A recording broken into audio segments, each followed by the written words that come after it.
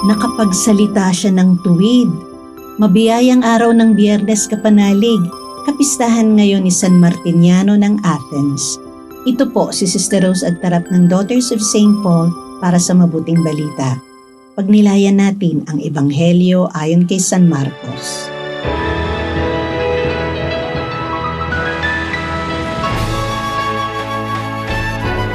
Umalis si Jesus sa lupain ng Tiro at dumaan sa Sidon papunta sa lawa ng Galilea.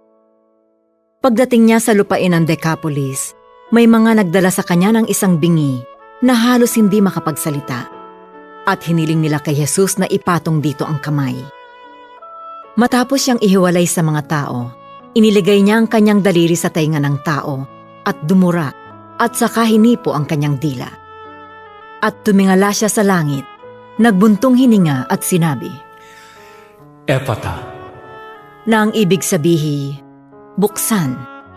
Nabuksan ang mga tainga ng tao at biglang nakalag ang dila niyang nakabuhol, kaya nakapagsalita siya ng tuwid. Tinagubilinan sila ni Jesus na huwag sabihin ito kanino man, ngunit habang pinagbabawalan sila, lalo naman silang nagpapahayag. Labis na namangha ang mga tao at sinabi nila, pinaigi niya ang lahat. Nakaririnig ang bingi at nakapagsasalita ang pipi.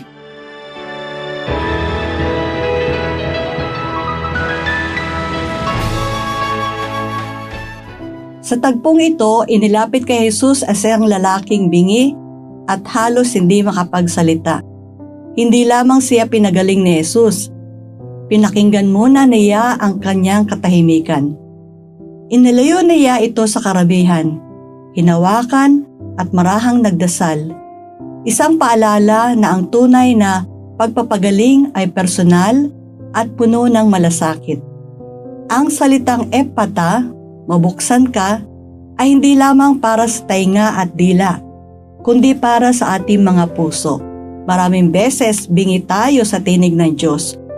O kaya naman ay pinipili lamang natin kung ano ang ating tatanggapin. Yun lang naaayon sa ating kagustuhan at hindi humihingi ng ating pagbabago at katapatan. Kapanalig, handa ka bang buksan ang iyong puso at diwa upang manindigan sa katotohanan, katarungan at pagmamahal? Manalangin tayo. Panginoon, patawarin mo po kami sa pagiging pipi at bingi sa mga kalabisan laban sa aming kapwa. Patapangin niyo po kami upang manindigan sa katotohanan at mabigyang katarungan nawa ang pagmamalabis ng mga pinagkatiwala ang lingkod ng gobyerno. Makausad nawa ang aming bayan tungo sa kasarinlan, katiwasayan at kapayapaan. Amen. Mga kapanalig, maraming salamat po sa inyong suporta sa aming misyon, lalong-lalo na sa donors at sponsors ng Mabuting Balita.